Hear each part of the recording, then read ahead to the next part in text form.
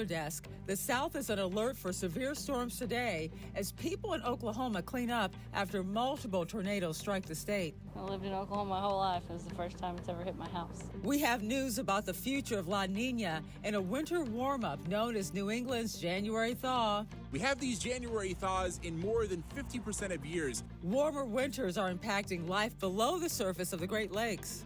That loss of ice can impact fish populations for years to come. New restrictions are now in place at one of the nation's most popular national parks. And why it's taking so long to clean up from recent California storms. From our nation's capital, this is the National Weather Desk. Good morning and welcome to the National Weather Desk. I'm Angela Brown. This Friday could be a stormy one in the South with severe weather threatening nearly 22 million people across 4 states. The Storm Prediction Center issued a level 2 alert for an area stretching from East Texas to Alabama. That includes the cities of New Orleans and Jackson, Mississippi. The primary concern in these severe storms is hail and strong winds, but we cannot rule out the possibility of a few tornadoes as well. Now, yesterday, that line of storms was in the plains where the National Weather Service says it spawned 4 different tornadoes. The most significant was the one in Purcell, Oklahoma. It knocked down power lines, flipped an 18-wheeler right there on its side, and then damaged a number of homes and businesses throughout that city. Paige Taylor has more. I lived in Oklahoma my whole life. It was the first time it's ever hit my house. It was early Thursday morning when a tornado came ripping through Purcell. We just heard a huge crash and something smashed really loud, and we all just ran to the closet, and the dogs and all of us were just in a heap in the closet. The tornado left behind a trail of damage and downed power lines and put a tree through the front window of Alexis Dittmar and Jessica Barnett's home. Tree comes through the front of the house, it's not good, so. According to the National Weather Service, survey teams have found at least EF1 damage. City officials say only 1 person was injured in the storm. A truck driver had minor injuries due to this truck and trailer being flipped on its side. For this family, they're now deciding how to deal with the storm's aftermath. We're playing it by ear. We're waiting for our agent to call us back so that we can hopefully get this off the house and start getting some fixing going. I don't know. We've never done this before, so we're just figuring it out. Well, big changes are in store for the world's weather. NOAA's Climate Prediction Center says La Nina is likely to dissipate by the spring, with climate patterns remaining neutral through summer. Pacific Ocean water temperatures cool as trade winds blow warmer towards Asia. This disrupts global weather patterns in the U.S. That typically means cooler, wetter winters in the north and warmer, drier conditions in the south. The odds of La Nina returning increase starting in June and grow through the summer. El Nino typically increases the changes for flooding in the south and drier conditions up north, but it also reduces the risk of Atlantic hurricanes. Now, winter's off to a cold start in New England, but right now temperatures are actually fairly mild. This does not come as a surprise to most people in that part of the country. As meteorologist Nick Russo explained in a Facebook post yesterday, it's all part of the phenomenon known as the January thaw. The January thaw is underway across New England. Temperatures today made it well into the 40s, close to the 50-degree mark across much of Rhode Island and Massachusetts. We have these January thaws in more than 50% of years, and the researchers at Cornell University and also at the Fairbanks Museum in Vermont looked at when these January thaws occur. They typically happen in late January, between January 20th and the 28th. Also, the Fairbanks Museum found this time period between January 8th and the 15th can also produce a January thaw like we're having right now. And just like we see in most years, this January thaw will only last about 1 week. And 1 week from now, on January 15th or so, we'll see a return to colder than average temperatures probably for much of the rest of January, potentially with a return of some snow chances as well. But for now, get outside and enjoy these milder temperatures. What's left of our snow is likely going to melt away over the next few days across southern New England. And warmer winters are impacting the Great Lakes ice season and it's reshaping life below the surface. Meteorologist Audrey Lee explains. The Great Lakes are a huge and globally unique system. They are containing about 20% of all surface fresh water on the globe. Some fish rely on winter ice to protect their eggs. There are, things like lake whitefish, lake trout. Those are fall spawners, and then their eggs are sitting on the bottom through the winter. If you have less ice, that means those eggs can really get stirred up and turned over and damaged, and then they're not going to be viable in the spring to spawn. It can also disrupt the timing of when fish hatch and whether food is available. Kind of first couple months of a fish life, that's the most critical time. If you don't have the food right away, that can be it for those little fish. While less ice coverage isn't bad for every species, the ice is especially important for our Friday fish fry. We're already seeing challenges for species like the lake whitefish, and that is one that is really kind of keyed in on having that ice cover to protect those eggs. And even for people who don't fish, the health of Great Lakes fisheries still matters. The value right now that we have for Great Lakes fisheries, and this is throughout all the Great Lakes, is about $5.3 billion per year. Cleanup and repairs are ongoing in Northern California after multiple rounds of severe weather over the past few weeks. Cornell Barnard is in Sonoma County, where damage is still being assessed. My son was sleeping right there, about 10 feet away, and just felt like an earthquake and an explosion. Mark Wise from Cazadero making a stunning discovery over the holidays. This 300-foot old-growth redwood toppling on his property during a storm. But after 24 years here, you know the sound of a tree falling when it's just in the forest or when it hits the car or hits a structure, so you kind of realize that, okay, it didn't hit anything with people in it, so. Mark owns Raymond's Bakery restaurant. The giant tree destroying the outdoor dining area and part of the kitchen. Probably have to jackhammer the foundation, excavate it, pour a new one, reframe the wall. Near Monterrio, this chunk of Highway 116 falling off into the Russian River during heavy rain Monday. Traffic is now reduced to one lane.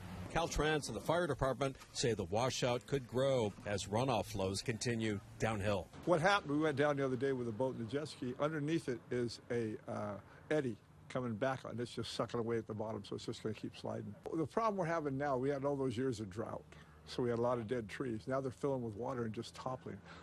Signs now posted along the Russian River warning about raw sewage, which spilled into the river this week. It happened after the river overflowed at a sewage treatment plant in Guerneville. The spill has now been stopped. Water testing is happening. As a precaution, we did do some sampling. All our samples have come back good. At no time has the water been impacted. As California marks 1 year since the devastating Eaton and Palisades fires, a new state program aims to help residents keep their homes safe from future wildfires. Devin Hernandez in Northern California with more. The California Safe Homes Act is underway. Its program will help residents with home wildfire mitigation efforts like fire-safe roof installation, along with 5-foot defensible space clearing by covering part or all of the costs. Michael Soller with the California Department of Insurance tells me residents want to protect their homes but need guidance on how to make it happen. They don't know where to get started, and for some people, the cost is just too much. Soller says if you harden your home, that will dramatically lower the risk that it will burn in a large fire while providing relief for firefighters. Right now, their team is working on grant guidelines. The goal is to get money out to people this year for projects that support the first 5 feet of cleared space, also called Zone Zero. Daniel and Stacy Garrett, owners of Daniel's Roofing in Tehama County, tell me whether a roof system has a Class A fire rating can determine the fate of your home. When a wildfire breaks out, if you've got a lot of debris on your roof or an older roof system that maybe doesn't have that Class A fire rating,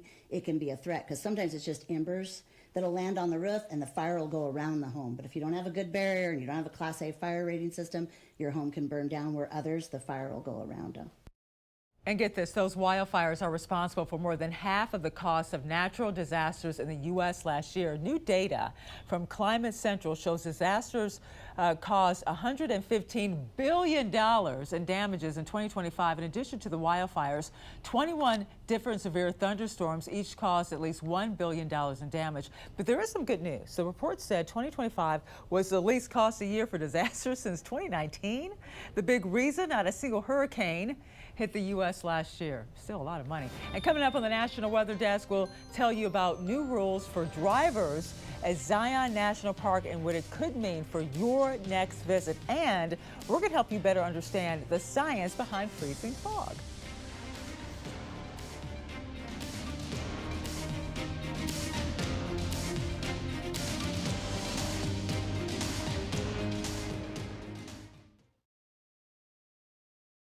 This is meteorologist Hannah Sheehy with a look at the Northeast. Through the day, we've got cloudy skies through much of New England, maybe partly sunny skies as you look at the mid-Atlantic states. We do have a cold front moving through late in the day on Friday. That's going to bring a round of rain showers moving across the Northeast from early afternoon to late evening for some of us moving east to west. As we look at our high temperatures for today, we're going to climb into the low 40s across New England and even into the low 50s across the mid-Atlantic. I'm Chief Meteorologist Gerard Jabali. Here's a look at the Mid-Atlantic region. Looks like we're going to see clouds and rain moving in for your Friday afternoon and evening. Showers will become likely. Another round of rain to come our way on Saturday. That'll likely be everywhere practically, and lots of clouds. Temperatures are going to be up and down and all over the place. We'll show you here anywhere from 50s to 60s, but some colder air could arrive on Saturday, pushing south, and that could knock temperatures way back in parts of Maryland while staying warmer to the south. I'm meteorologist Charlotte Carl. Here's a look at your afternoon high temperatures for your Friday. 60s, 70s, and low 80s, so above average for a majority of the southeast. Good news is there's relief in the forecast. We see this boundary taking shape across the southeast. It's not necessarily the strongest front, but we are going to see reinforcing dry and cool air pushing it out of the area, and that'll be mainly as we head through your early hours of your Sunday into your Sunday afternoon.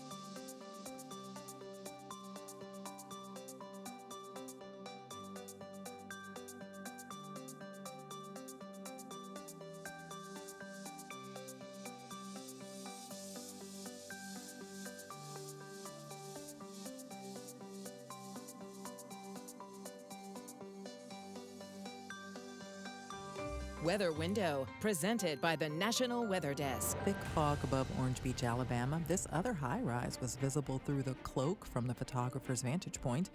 And here, a single water drop stopped in time as it fell from an icicle near Portland, Maine. And in Wisconsin, this squirrel ventured out and found a trove of goodies, a snack cart meant for human delivery drivers. This critter made off with a sleeve full of crackers. The last year has seen a lot of changes for national parks across the country. Zion National Park is among them, recently announcing new vehicle restrictions for the park. And as Samantha Hoffman found out, it is all in the name of safety. I'm a nature lover myself, so I love scenic drives. The Zion Mount Carmel Highway is a favorite park experience for visitors, with about 25 miles of scenic switchbacks. While large vehicles will now be restricted from entering, visitor Ronnie Mosconi says it's hard to argue with safety. If it's thought out and not overly restrictive, then it can only benefit the community here, and obviously a lot of visitors, international or Americans. The park underwent 2 phases of traffic studies, finding that large vehicles exceed weight limits for bridges and pose collision risks with tight turns, steep grades, and narrow lanes. Are there often a lot of collisions on this road? We have a lot of close calls. Transportation manager Lisa White says park visitors will have a dramatically improved experience with better traffic flows. How often do you have to respond to backups or incidents with large vehicles on this road? With vehicles that are too large to even fit through the tunnel, it happens every few months at least. We just a few weeks ago had a trailer that snuck by the fee stations, had to stop traffic for about an hour and a half to turn them around. White says oversized vehicles must travel outside the park. Our partners at Washington and King counties are looking into alternatives such as Coral Pink Sand Dunes Road and Sheep Bridge Road to help reduce that amount of time added to drivers' destinations. The highway is a designated historic civil engineering landmark constructed in the 1920s and 30s. The park says expanding the road would be too expensive and harm the park's landscapes, animals, and historic value. If it's not overly costly to expand the roads such that everyone can enjoy them, truck drivers or otherwise, then I would be a proponent of that. If it is overly costly and it's not justified economically, then unfortunately we can't proceed down that route. I also asked the park why these changes won't be implemented until June. They said this is to allow time for people to adjust plans. It's that time of year where great white sharks start showing up off the South Carolina coast as they migrate south from the northeast coast. Fallon Mears spoke with a marine biologist to learn more about this ecological role great whites play in our oceans. White sharks are one of our seasonal residents off of South Carolina. They start moving down as the water temperatures really cool down up off the northeast, and they show up really late November, early December, and then they're here really through March, April, but they start moving further offshore as the water temperatures warm along the coast. While the great white has its fearsome reputation, they are vital to the ocean ecosystem. Most of them are serving in what's known as either a mesopredator or apex predator role, to where they're helping regulate that food chain. And at the same time, they are oftentimes taking advantage of weak, sick, or injured prey, which helps keep that prey population healthy in general. They tend to drift near shore and offshore, chasing after fish, seals, and occasionally whales. A white shark in real shallow water off of South Carolina is a pretty rare thing. It's a very common occurrence off the northeast because their favorite prey up there is seals. And we don't really have seals down here. Great whites occasionally get caught and released by recreational and commercial anglers, so it's important to use the right gear. You can also see injuries to the jaw from old hooks, things like that, especially if people are fishing with stainless steel hooks. We recommend anglers use non-stainless steel hooks because they will quickly rust out a fish if they get left in, and that goes for sharks as well. Great whites are always on the move, even when they are sleeping. They keep moving the whole time. We do see, from some of the technology out there, we do see that they can sleep. And when they're doing that, what they'll do is they'll actually swim up near the surface and they'll almost do a slow drift down. There are still unknowns about the species, but understanding them is a step in the right direction. Although people, have really kind of come around to the idea that sharks are important, and that conservation message has really hit home. But there's still a lot that people don't understand, and there's a lot of people that fear them, when they don't necessarily need to. Things are looking good for snowmobilers who enjoy Wisconsin's Northwoods. Trails are open in part of the region. Eric Peterson has more. The northern clubs, Red Arrow in Townsend, Paul Bunyan in Lakewood, and Chute Pond, all have all of their trails prepared, cleared from the recent storm. The trails are either panned or groomed, and they're ready for riding. In addition, the Nicolay State Trail from Gillett North is open, which gives those people access to get up this way. Chute Pond Snowmobile Club member Dan Gendert took to the trail near Mountain on Friday. He says it's already a good season. The last 2 years have been really bad. We've had an 8-day season and a 10-day season, and last year was in February. There are about 400 miles of snowmobile trails in Oconto County. Chute Pond Snowmobile Club President Deb Olenbrook says Chute Pond maintains 125 of them. The weather's been treating us really good because we put in about 500 hours of brushing the trails before we even get snow. And then once we get the snow, we start building our base. And our base was really good until we had the meltdown a couple weeks ago, and then the rain came. But with the cold weather the past week, that's helped us. So it's created a base for us of ice. Olenbrook says it's early in the season and riders should be careful. Dan Gendert agrees. Pretty much live all year for snow, and it's just a wonderful feeling to be in the woods. We're right in the middle of the Chequamegon-Nicolay National Forest, and the scenery is beautiful, the trails are beautiful, and we're just looking forward to getting out and riding. Parts of the country have been dealing with lots of fog. Meteorologist Dave Dirks has more on the wintertime dangers of freezing fog and bridges.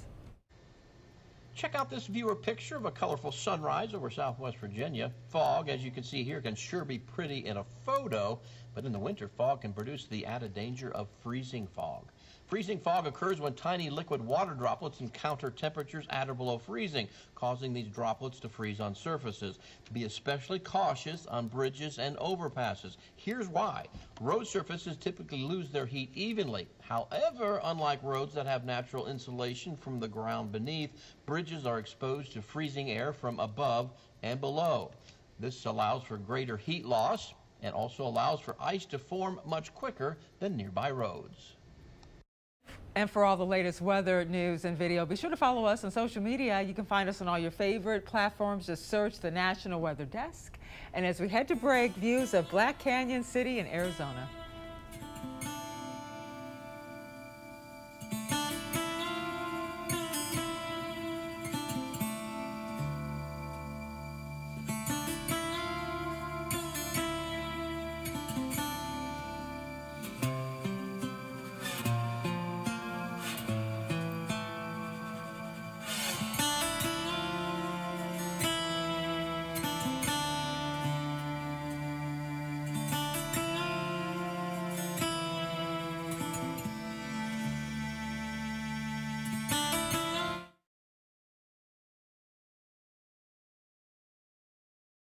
Good Friday morning, everyone. I'm meteorologist Andrew Buck-Michael. We've got a mix of scattered rain and even a little bit of snow showers across the region for today, and fairly mild across the Ohio Valley, but that does not stick around long because this colder air is moving its way in for your Saturday and especially Sunday. We've got snow showers across the Great Lakes and some rain across the Ohio Valley on Saturday, and some lake effect light snow and flurries for Sunday. Well, a good Friday morning to you. I'm meteorologist Chris Suchan. Look at our forecasts across the region, and we do have our next weather maker coming in, this cold front, which will cool us down for the weekend. And as it moves east, there will be the chance to get a few strong, severe storms. East Texas, Louisiana, Arkansas, with wind gusts and some hail. Behind it, big temperature drop. Might even see a few snowflakes in Amarillo. And then here you see Saturday, storms moving towards the Gulf Coast.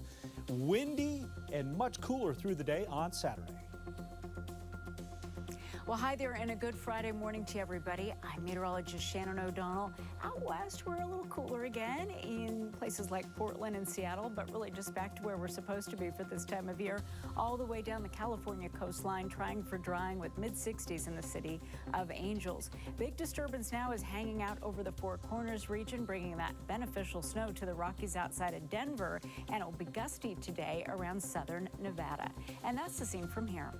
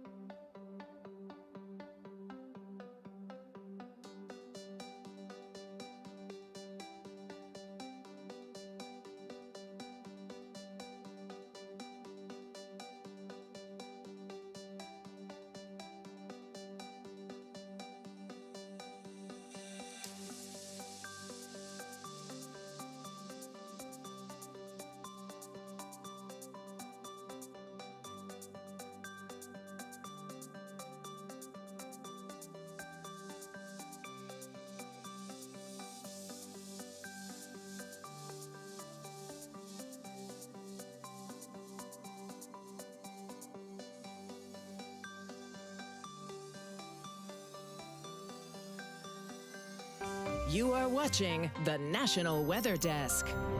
And here's a preview of our latest podcast episode, Off the Radar. In March 2025, something happened that never occurred in nearly half a century of satellite monitoring. The Arctic's winter sea ice maximum reached the lowest ever observed level. And that was just one data point, a year of extremes. Surface air temperatures from October 2024 through September 2025 were the warmest since the records began in 1900. Precipitation hit an all-time high, and across the Arctic Ocean, rivers that once ran clear now flow orange with iron and metals released from thawing permafrost, a phenomenon scientists are calling rusting rivers. For 20 years, NOAA's Arctic Report Card has tracked these changes. What began as an annual assessment has become something more urgent, a chronicle of the fastest warming region on Earth, where temperatures are rising at more than double the global rate. Today, we're going off the radar and digging into the 2025 report with one of its lead editors, because what's happening at the top of the world is already changing your world. And you can find Off the Radar anywhere you get your podcasts. We'll be right back.